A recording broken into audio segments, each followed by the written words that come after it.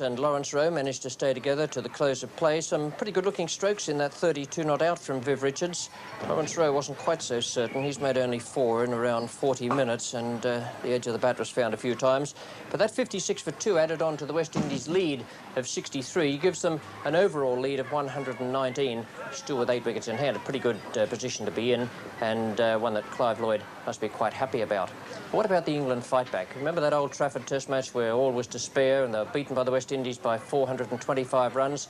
And then in the first innings of this Headingley match, West Indies made 450, and suddenly England had crashed to 32 for 3, and then, even worse, 80 for 4.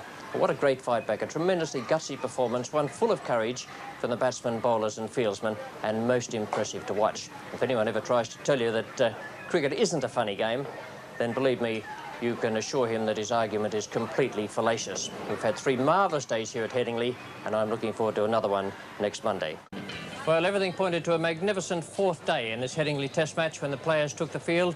West Indies 56 for 2 at the start, and although they had a pretty good batting lineup, they needed a strong partnership from Vivian Richards and Lawrence Rowe, the overnight not-out batsman. For England, well, they desperately needed quick wickets. They wanted to break through this partnership, and then they wanted to get through the bottom half of the West Indies order to have a reasonable 4th innings target to chase. We join play now with John Snow, the bowler. The batsman is Lawrence Rowe, and it's the 3rd over of the morning. Richards telling him to hurry, and he'd have to do it, and he's given him run out. And up goes Constance's finger, and really, Lawrence Rowe couldn't believe it. There must have been a very easy run if he'd gone. He hesitated to begin with. Richards calling him, exhorting him to go on. Very late in starting. And a fine throw from David Steele brings about the end of Lawrence Rowe. Left hand, 1 wicket to throw at, and looked as though Lawrence Rowe was skating home. It means the overall position now for West Indies is that they've got a lead of 123 and have lost 3 wickets.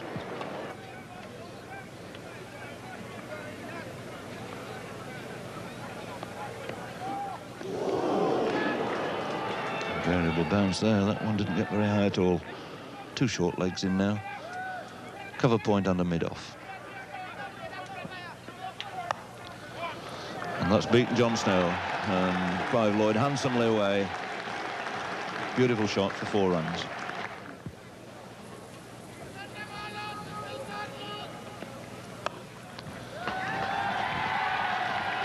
Willie chasing it. Lloyd turning quickly, going through for the 2nd.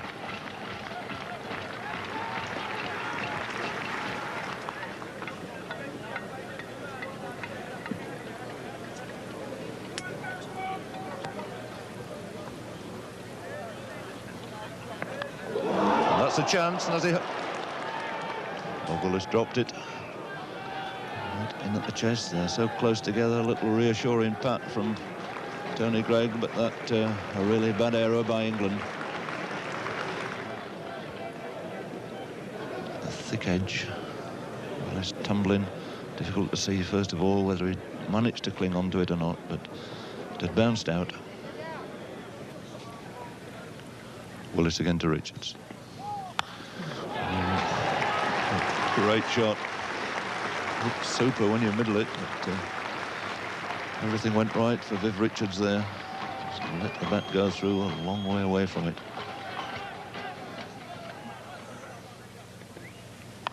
And his player pulled it on. Bob Willis has done it. Very casual shot again there by Richards. I was a little concerned with the one before. It looked a little bit flash to me. A long way away from that one, an inside edge, dragged it on, and Richards, the man that England desperately needed back in the pavilion, goes out. Bowled by Willis for 38. And West Indies here tumbling now to 72 for 4. So a wonderful start here by England. There's the inside edge. The ball, in fact, just going onto the pad before it broke the wicket.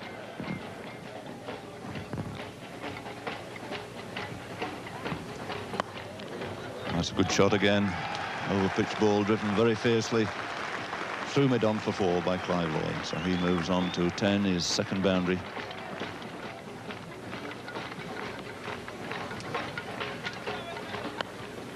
And that's through the gap on the other side this time. Just easy and casually stroked away for another 4 by Lloyd.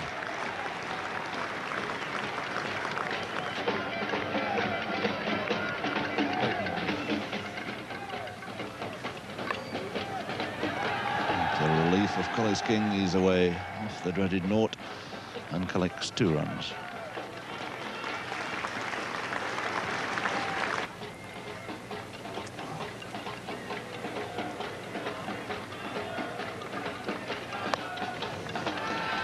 It's half volley and Collis King showing the way to deal with it. John Snow chasing it, might just... No, he's given it up. I'm feeling there that a little bit more effort, he might just have managed to pull it up. Collis King now moving on to 6. And he's hammered another one. Ala Lloyd, 1 through the offside, 1 through the onside. 2 over pitch balls, and this is the West Indian method when they lose wickets, is to attack again.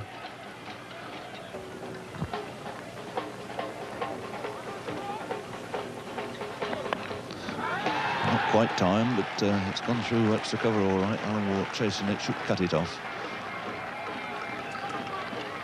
And Lloyd going through for 3.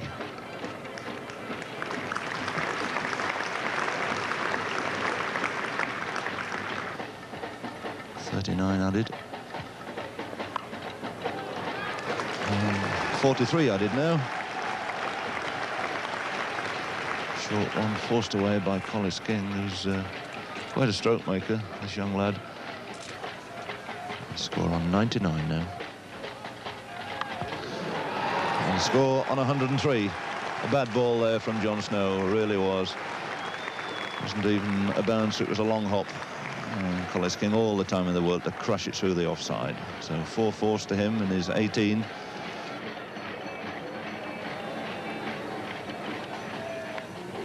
It's out of David Steele's reach. He really went very, very fast. And it's 4 runs. 29 to Lloyd now.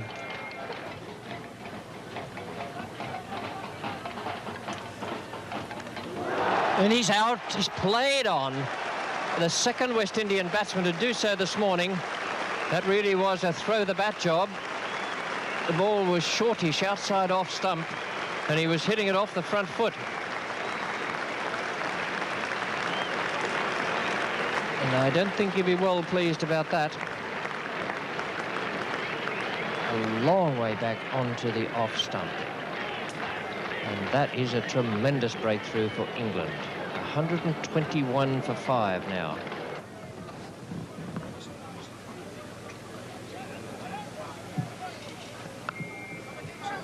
There's no third man, and that's going to race away down the hill and over the boundary.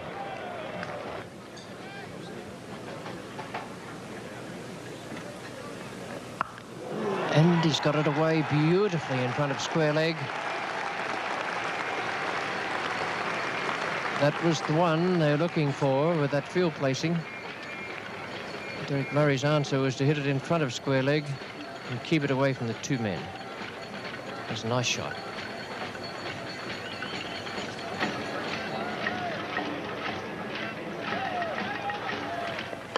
Tremendous shot by Collis King, right over the top of extra cover. He's going to have a crack at everything.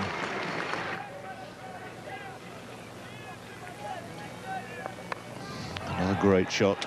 Waited for it, chopped it away square. Yet another boundary to this man who's really set these people alight here this morning. Come in when West Indies were really struggling. He's answered it by some ferocious attacking shots.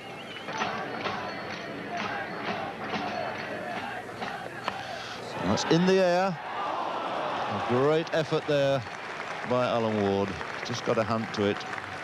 Long, sprawling dive to his right. Could well have hurt himself there because he fairly took off. Noble effort here by Alan Ward at mid-off. All lofted, middled. Just got the ends of his fingers to it.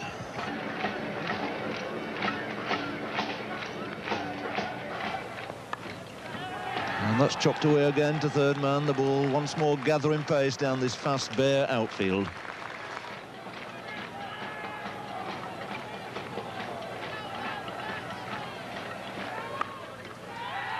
Coming through for the single he wants for his 50. Oh, what a remarkable 50 this by Collis King. Been in there less than an hour for his 50 runs. But the important thing, he hasn't received too many balls to reach it. 9 fours in it, and has only had 39 balls.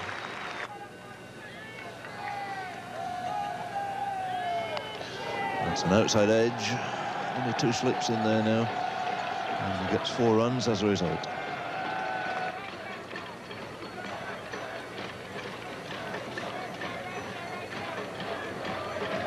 That's a chance, and it's taken. Tony Gray accepting the chance at first slip. The departure of Collis King, another wicket to John Snow. The end of a really robust innings from the young Barbadian. Out for 58. Score on 178 for 6. So relief to England to get rid of Collis King, looking so dangerous. Only in there for slightly over an hour for these runs. He really has taken this England attack apart, and has brought an awful lot of enjoyment to everybody packed onto this ground. 10 fours in his 80-minute stay. Snow to Holder. It's found that gap again between third slip and gully. Willie chasing it, the ball hurrying away down there, and Holder off the mark with 4.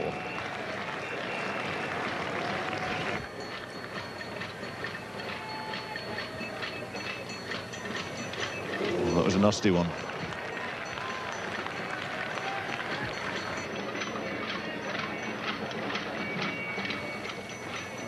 And he's bowled him. So jubilant Bob Willis, arms flung high, getting rid of Derek Murray, nipping one back, a little bit of extra pace off the pitch, getting through Murray's defence, and clean bowling him with his score on 18. This is the 7th wicket to go down. Willis, the bowler, bringing one back there, finding the gap between bat and pad. John Snow just pulling Alan Ward over to the onside. He's got a 3rd man on the boundary now to save any chance of the edge going for 4. There's nobody at mid-off, and that's exactly where he's been clipped through there by Holding. Well, they've done well, these two. They've got 3 runs.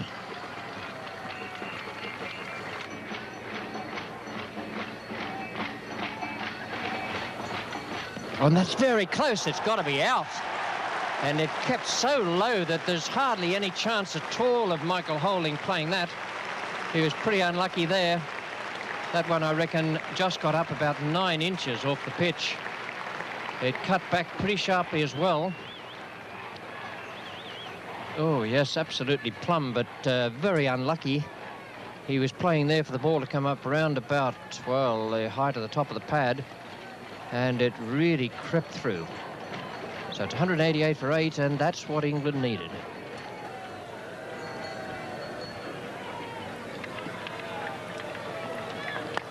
It's in the air, and it's safe. Frank Hayes, the fieldsman. Just out of Hayes' reach. Nothing he could do about reaching that. He was moving forward and sideways.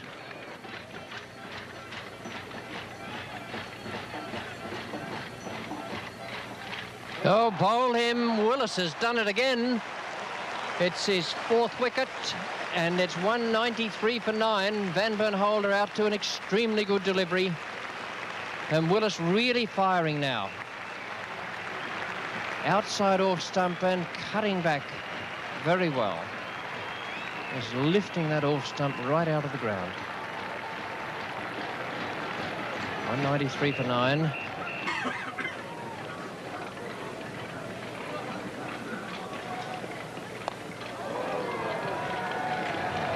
Ward, and that's pretty well stopped. It's away wide on his left-hand side.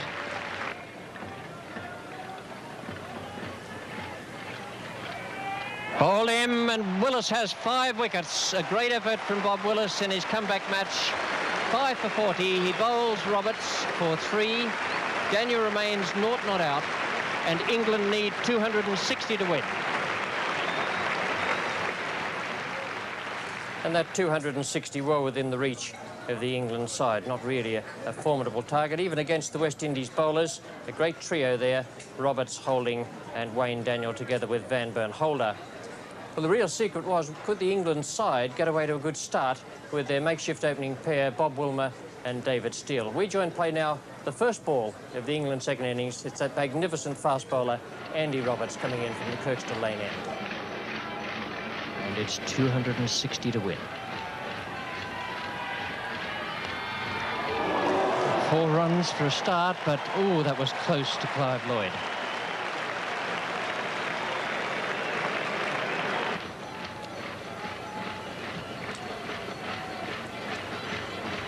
And well bowled. Nice outswinger there.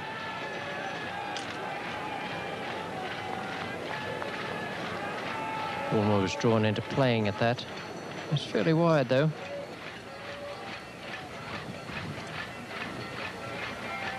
It's along the ground. They'll pick up a couple of runs at least there. Collis King, the fieldsman.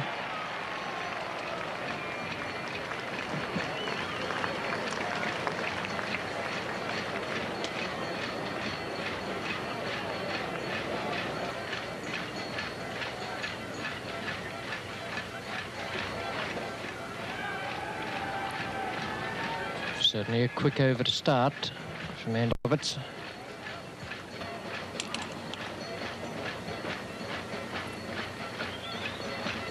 And that is out, caught behind the first wicket, to triumph for Andy Roberts, and David Steele is gone. And the second ball he faced caught Derek Murray, bowled Roberts, and England are 5 for 1, needing 260 to win.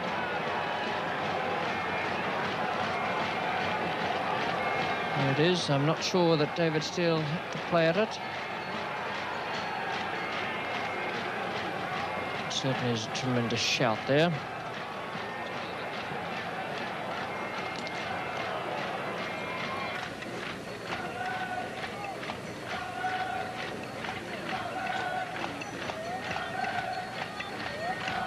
Unbeaten there.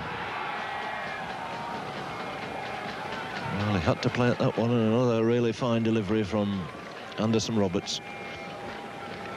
Completely beaten the forward defensive push of Frank Hayes. Wilmer now to face Michael Holding.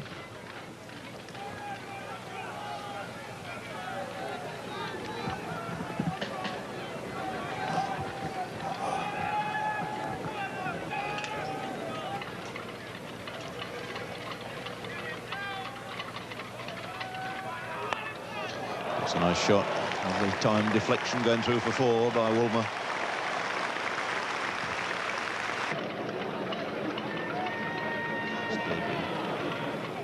Here he comes now to Hayes, and just dropping short. Picked up on the bounce by Richards, just in front.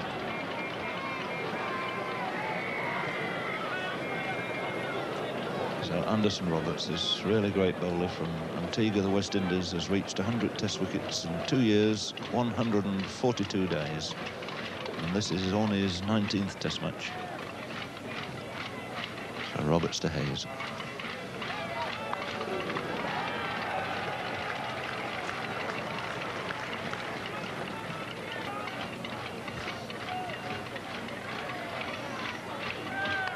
And that's it this time. Richards has made no mistake. Hayes is out for naught, and West Indies strike again.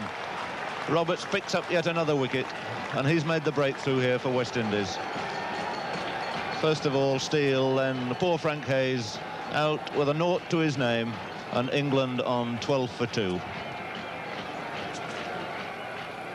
Previously in this over, he's edged one just short of Richards, but this time straight into his hands at third slip. Ball tossed high, and England now in serious trouble.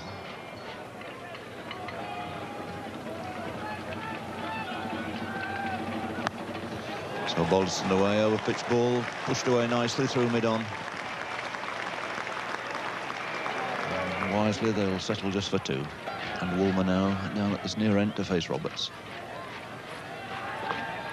Good shot. Timed that nicely, pushed it away just in front of square. Holder doing well, he'll cut it off. And the batsman turning for 3. Hasn't missed a ball since this match started, our little friend down there. Oh, he played that one. Wasn't far away.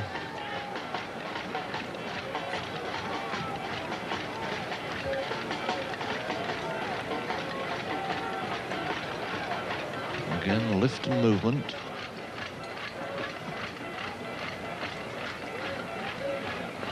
And that's it. Balderston's gone. No need to look at the umpire. Went for the flashing off drive, thick outside edge. Roberts strikes again, and England once again in all kinds of trouble. Balderston out for 4, caught by Murray, and the total standing only on 23. Disaster for England again. Balderston looking to crash that through extra cover, never quite at the pitch of it. Murray moving to his right, snapping up the catch. Woolmer survives at the far end on 17, and Willie to face his first ball. And that must be close to. And Andy Roberts absolutely disgusted that that wasn't given. Willie moving inside. And I think a few words coming back here from umpire Constant. And he's very upset, and the West Indians are very upset. They felt that Peter Willie was absolutely plumb there.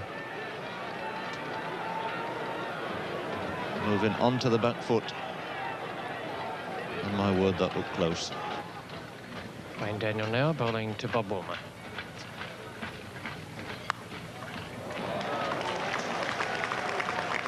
One through, and doing the chasing.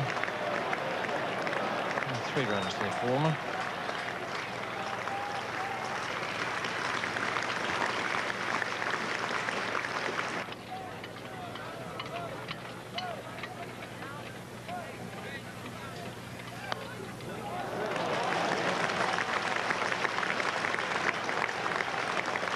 Go back to Roberts. Good shot by Willie, but a good effort by Roberts to get round there. He's already bowled 6 overs, and he went round very fast around that boundary.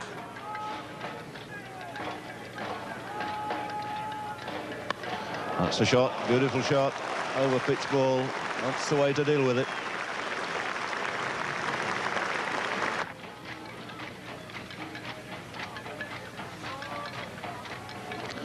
Gone way down the leg side, racing away for 4.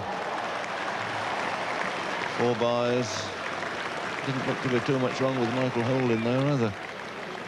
Recovered pretty well from that strained calf muscle.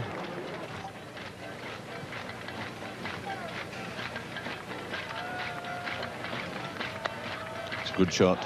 Put into position nicely, forced away off the back foot. Lodenthrow giving chase. Flicking it back before it reaches the fence, and Woolmer takes 3 for it. So that brings up the 50 partnership between these two. Came together when the 3rd wicket fell at 23.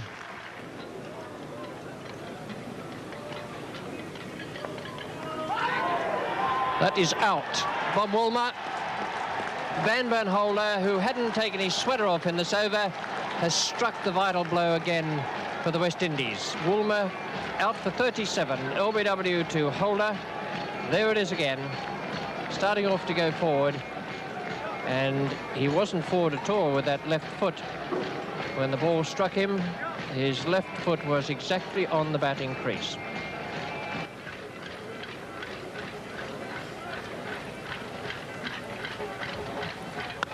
It's a good shot. 4 runs.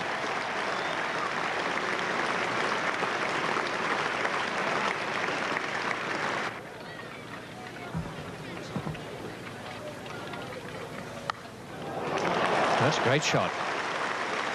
Roberts aiming for the Yorker again. Willie got it away just through point.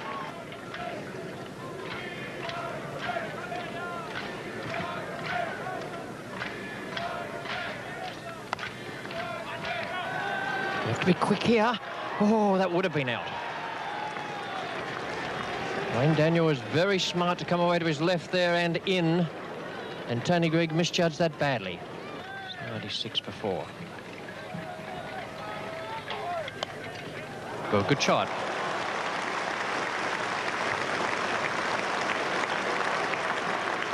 And almost a fine chase as well. Michael Holding really moving quickly after that.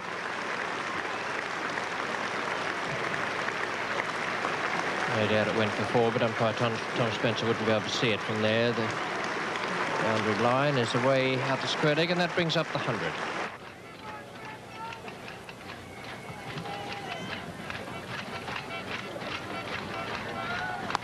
Four runs. Full toss. It's a good shot.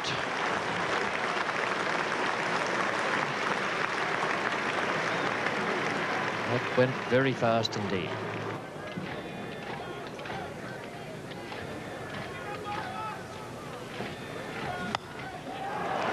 Good couple there. Bernard Julian is man after the ball, going out towards the boundary. And Tony Greig coming back to his third. That's a lovely throw. Gosh, he's a good field, this fella. Fielded superbly in Australia throughout the tour out there. And the games I've seen him over here in England, he's lost nothing of it.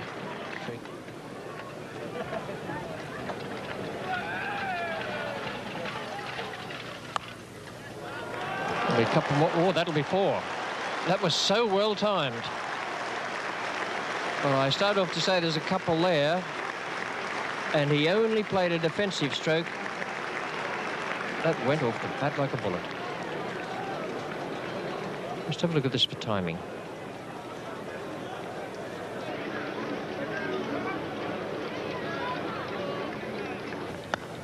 More runs. Beautiful on drive. No way they'll stop that one.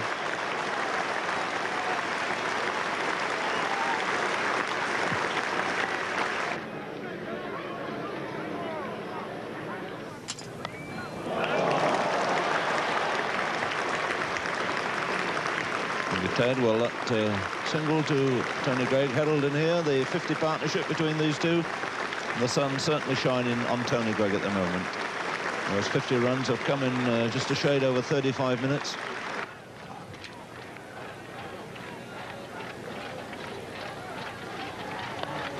That's a good shot by Greig. Body right over the top of the ball, kept it down low. And those steel pit children shouldn't be out there. But still, it's another 4 to Greig. He's on 29 and Holding bowls to him.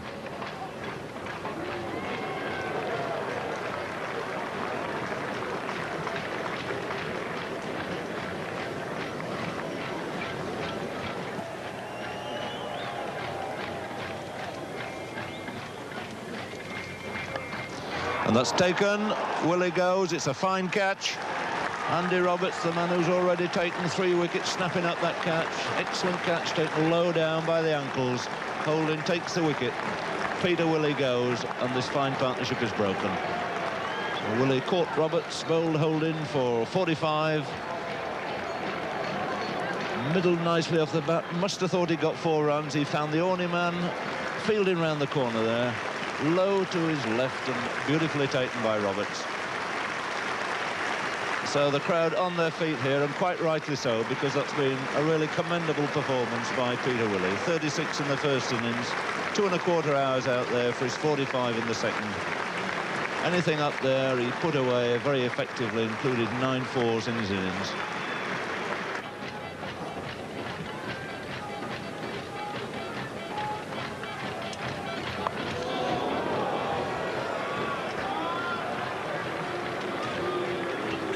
The umpire's going to have a word about the light, I think, after that short pitch ball. And they're off.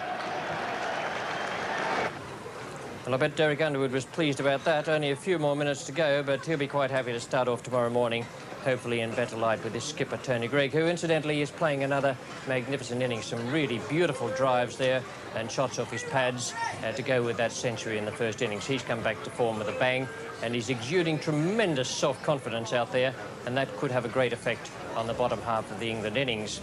Very, very bad start there by England. They've been pulled together by Willie and Greig. Can they do it tomorrow? Well, in this test match, I wouldn't like to wager anything on the outcome. It's been such a fascinating and magnificent test. One of the greatest 4 days cricket I've ever seen in my life. And tomorrow, I think, will be a fitting finale. The odds, well, I'm sure at this moment they must be even money, and I suppose only the patriots of either side would consider that their team had a cast iron case. 114 runs needed by